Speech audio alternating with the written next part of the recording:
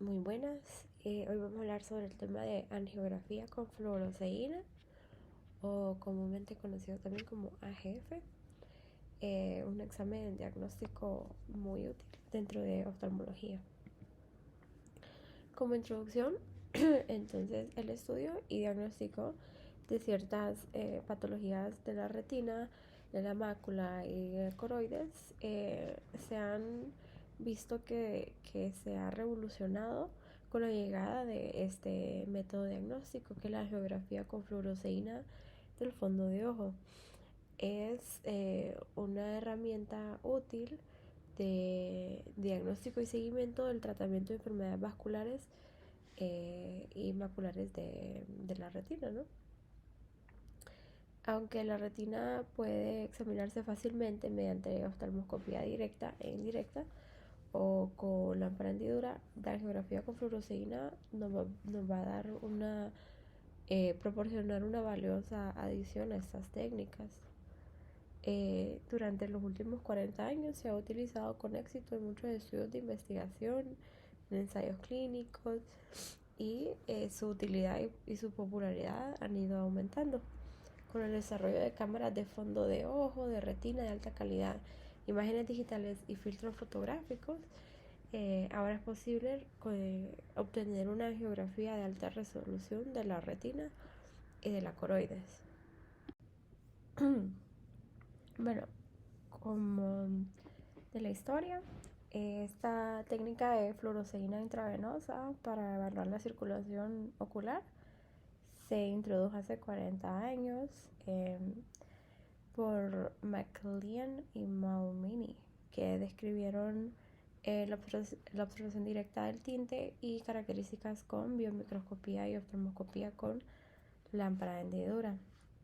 Luego se proporcionó la primera descripción de la geografía con la fluoroceína en 1958. Finalmente fue introducida en uso clínico en 1961 por Novotny y Alvis, quienes demostraron la documentación fotográfica de la fluoroceína. Durante las últimas 3 décadas se han producido bastantes avances y pues el desarrollo de equipos fotográficos de alta calidad, filtros fotográficos, técnicas de impresión, imágenes digitales han hecho posible que haya una alta resolución de la geografía de la retina y de la coroides.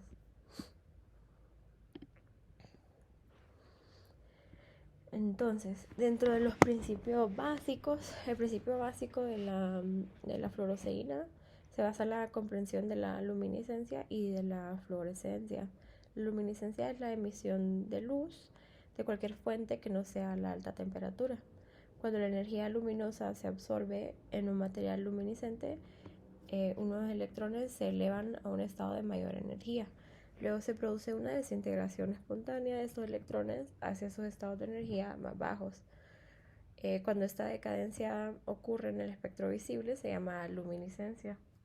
La fluoroceína es luminiscencia que se mantiene solo mediante excitación continua. En la fluorescencia se produce excitación en una longitud de onda y se emite inmediatamente a través de una longitud de onda más larga.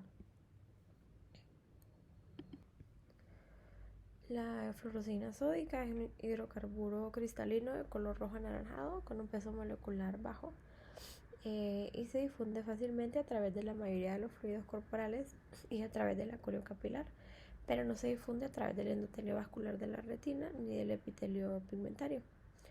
La fluoroceína se elimina por el hígado y el riñón en un plazo de 24 a 36 horas, aunque se pueden encontrar rastros incluso durante una semana. La retención puede aumentar si la función renal está alterada. El tinte absorbe luz en el rango azul del espectro visible y la absorción alcanza un máximo entre 465 y 490 nanómetros. Emite una luz de 500 a 600 nanómetros con una intensidad máxima de 520 a 530 nanómetros. Aunque los espectros de excitación y emisión son bastante parecidos, siempre que se utilicen filtros de excitación y de barrera adecuadamente adaptados, solo se detectan sustancias capaces de fluorescer. Cuando se inyecta fluoroceína por vía intravenosa, el 80% se une a proteínas, mientras que el 20% permanece libre en el torrente sanguíneo y está disponible para la fluorescencia. El destello azul excita la fluoroceína liberada dentro de los vasos sanguíneos o la fluoroceína filtrada. El filtro azul protege el resto de la luz y permite el paso únicamente de la luz de excitación azul. Las estructuras que contienen fluoroceína dentro del ojo emiten luz verde amarilla. La luz azul se refleja en las estructuras del fondo de ojo que no tienen fluoroceína. Esa luz azul reflejada y la luz fluorescente verde amarilla se dirigen hacia la película de la cámara del fondo de ojo. Justo delante de la película se coloca un filtro que permite el paso de la luz fluorescente verde amarilla, pero impide la entrada de la luz azul reflejada.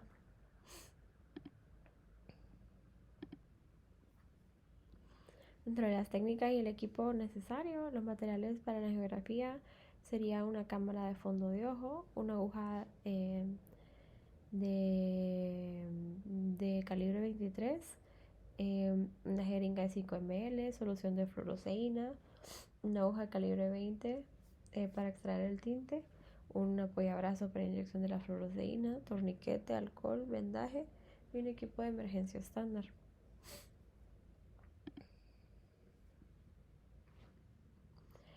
Estos sistemas de imágenes de angiografía digitales han estado disponibles durante más de 15 años y cada vez continúan mejorando la calidad de las imágenes. Aunque la película fotográfica todavía es capaz de capturar mayores detalles que los sistemas digitales actuales, estas imágenes digitales nos van a ofrecer algunas ventajas distintivas sobre la angiografía más tradicional basada en película. El sistema de imágenes digitales ImageNet logra la adquisición, almacenamiento, recuperación y análisis de imágenes.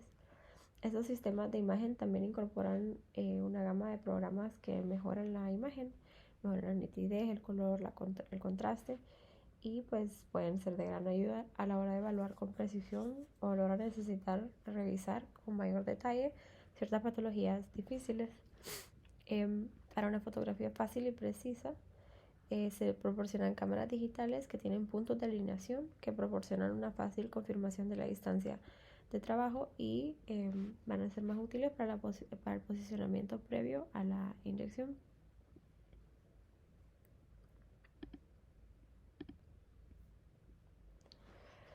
Bueno, la solución de fluoroceína viene las soluciones de 500 miligramos de fluoroceína, están en viales de 10 ml de fluoroceína al 5% o 5 ml de fluoroceína al 10%.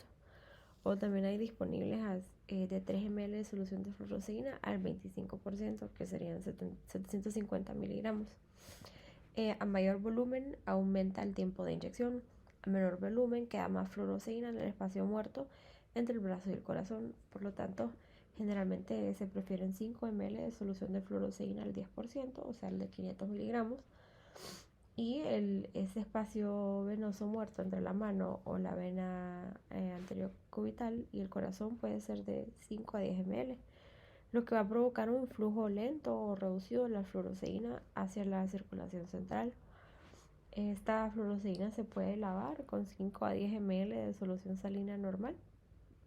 Y una alternativa es elevar el brazo del paciente por encima del nivel del corazón mediante un apoyabrazos, lo que reduce el tiempo de tránsito de la fluoroceína al corazón.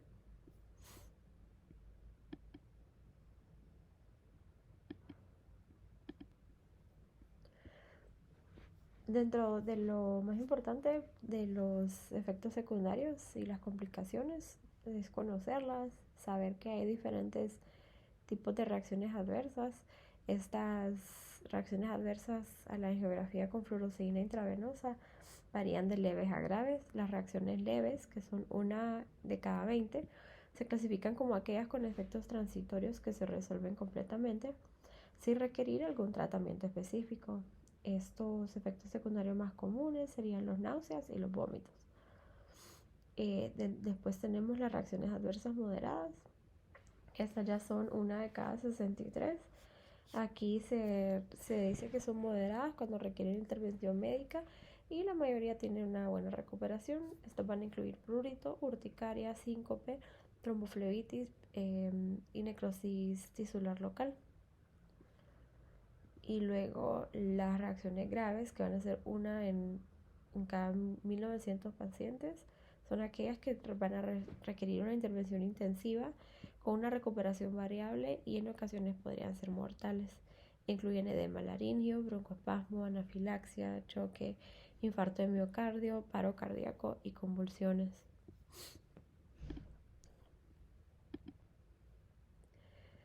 Las náuseas, que son de los efectos leves y más comunes, solo van a ocurrir en el 3 al 15% de los pacientes. Es el efecto secundario más frecuente. Es más probable en menores de 50 años o si se inyecta muy rápidamente la fluoroceína. Esta comienza aproximadamente 30 segundos después de la inyección y dura de 2 a 3 minutos y luego va a ir desapareciendo lentamente. Luego tenemos los vómitos, que el vómito ocurre en el 0 al 7% de los pacientes. Esto se va a dar casi 40 a 50 segundos después de la inyección. Cuando los pacientes experimentan náuseas o vómitos, se les debe asegurar que la sensación desagradable e incómoda va a desaparecer rápidamente y que pues es un efecto adverso esperado. Luego dentro de los efectos adversos moderados, pues sabemos que la hiperventilación alivia estos síntomas. También la restricción de alimentos y agua 4 horas antes de la angiografía pueden ayudarnos a reducir la incidencia de los vómitos. Luego podemos tener prurito, que el prurito es una de las reacciones alérgicas también más frecuentes. Una en cada 82 personas la va a padecer. Se suele producir 2 a 15 minutos después de la inyección. Y aquí pues se puede aliviar con antihistamínicos orales o intravenosos. Luego podemos tener extravasación del tinte y necrosis tisular local. Esta extravasación del tinte es sumamente dolorosa y grave. La neuritis tóxica causada por la infiltración de fluoroceína extravasada a lo largo del nervio puede provocar un dolor bastante considerable. Aquí pues se recomienda una bolsa de hielo o una inyección de anestesia local. Y si se produce extravasación inmediatamente, lo mejor es colocar la aguja en otra vena y reinyectar una dosis completa de fluoroceína. Podemos tener ataques vasovagales. El ataque vasovagal es causado más por la ansiedad del paciente que por la propia inyección de fluoroceína. Y choque o síncope. Algunos pacientes pueden experimentar bradicardia, hipotensión, perfusión cardiovascular reducida, sudoración y sensación de frío.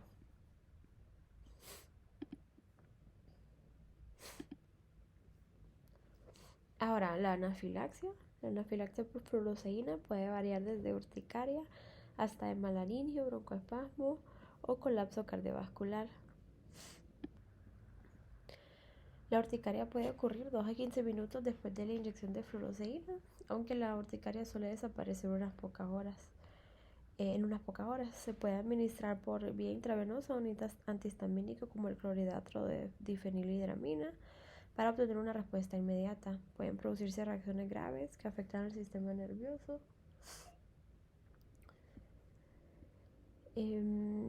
Cardíaco y convulsiones. Y pueden ser mortales, pero es un porcentaje muy bajo.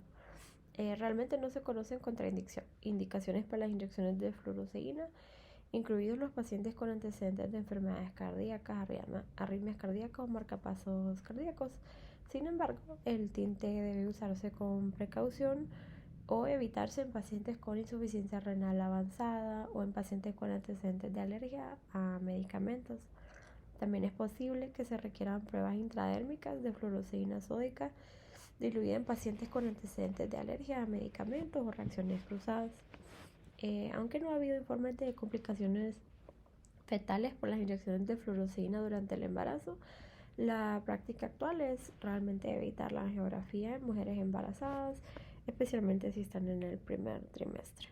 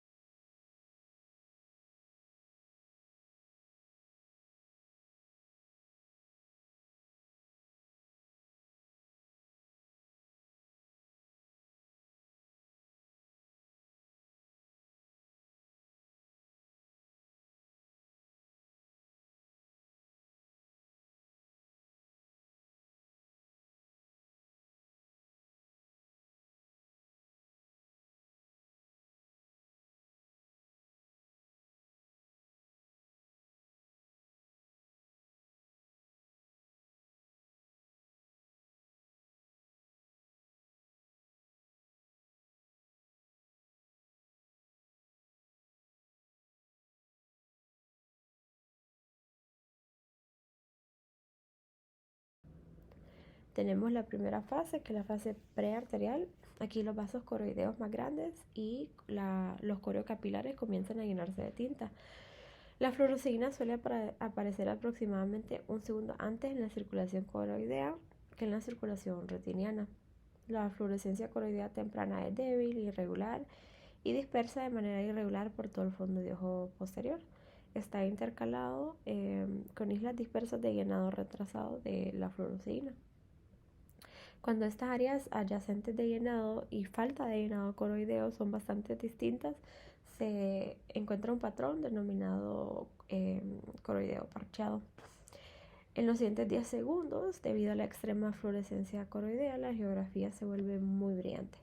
La mácula no va a mostrar fluorescencia coroidea debido al epitelio pigmentario más alto en esta zona. Y como sabemos, ya vimos que el epitelio pigmentario realmente no tiñe. Y el de la fovea. Por lo tanto, permanece oscura durante toda la angiografía. Si hay una arteria ciliorretiniana, se va a llenar al mismo tiempo que la circulación coroidea, e incluso antes de que la arteria central de la retina se llene de fluoresceína. La arteria central de la retina comienza a llenarse aproximadamente de 1 a 3 segundos después de la fluorescencia coroidea, o aproximadamente de 10 a 15 segundos después de la inyección. Cuanto menos densa sea la concentración del pigmento en el epitelio pigmentario, mayor será el tiempo entre la visibilidad de la fluorescencia coroidea y el llenado de los vasos retinianos. Luego sigue la fase arteriovenosa. Esta fase arterial de la angiografía ocurre entre 12 y 15 segundos después de la inyección del tinte. A esto le sigue la fase arteriovenosa unos segundos más tarde y se caracteriza por el llenado completo de las arterias y capilares y la primera evidencia del flujo laminar en las venas. El flujo vascular sanguíneo es más rápido en el centro de la luz que en los lados, por lo que la fluoresceína libre parece adherirse al costado, creando el patrón laminar del flujo venoso. La lámina central oscura es sangre no fluorescente que proviene de la periferia, que tarda más en florecer debido a su origen más lejano. Luego nos sigue la fase venosa. Esta comienza cuando las arterias se vacían y las venas se llenan de tinta. En los siguientes 5 a 10 segundos, la fluorescencia de las dos láminas paralelas a lo largo de la pared de las venas de la retina se vuelve más espesa. En la unión de dos venas, la lámina interna de cada vena puede fusionarse. Esto va a crear 3 láminas, una en el centro y otra a cada lado de las venas. A medida que aumenta el llenado de fluoresceína en las venas, las láminas eventualmente se agrandan y se juntan, lo que resulta en una fluorescencia completa de las venas de la retina. Luego tenemos la fase de tránsito, es la cuarta etapa. Aquí el conjunto de las fases arterial, arteriovenosa y venosa se denomina comúnmente fase de tránsito de la angiografía. Esta fase de tránsito representa el primer paso completo de la fluoresceína en sangre a través de la retina y la coroides. Al final de la fase de tránsito, la fluoresceína permanece en la coroides y la esclerótica debido a la fuga de los vasos coroideos y coriocapilares. El tiempo de tránsito es más corto en la región de la mácula y más largo en las porciones más periféricas de la retina.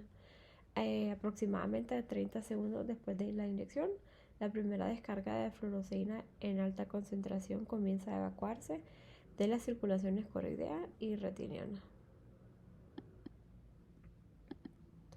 Y por último tenemos la fase de recirculación.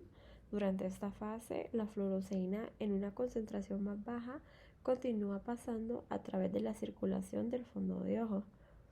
Como podemos ver en la figura, aproximadamente de 3 a 5 minutos después de la inyección, la vasculatura coroidea y retiniana vacía lentamente la fluoresceína y los vasos se vuelven grises. Los vasos de la mayoría de los pacientes normales vacían casi por completo la fluoresceína en aproximadamente 10 minutos. Los grandes vasos coroideos y los vasos retinianos no pierden fluoresceína. La fluoresceína extravasada de la coriocapilar se difunde a través del tejido coroideo, la membrana de Bruch y la esclerótica. La fuga de fluoresceína con retención del tinte en los tejidos se denomina tinción. En la fase posterior de la angiografía, la tinción de la membrana de Bruch, la coroides y especialmente la esclerótica Pueden ser visibles si el epitelio pigmentario está ligeramente pigmentado. La fluoresceína también se escapa de los vasos del cuerpo ciliar, de modo que en la fase venosa y de recirculación de la angiografía, la fluoresceína aparece en el humor acuoso y vítreo. Esta excitación de la fluoresceína en el vítreo durante esta fase de la angiografía ilumina el interior del ojo, produciendo pseudofluorescencia de cualquier estructura blanca o muy coloreada dentro del ojo, como fibras mielinizadas y cicatrices.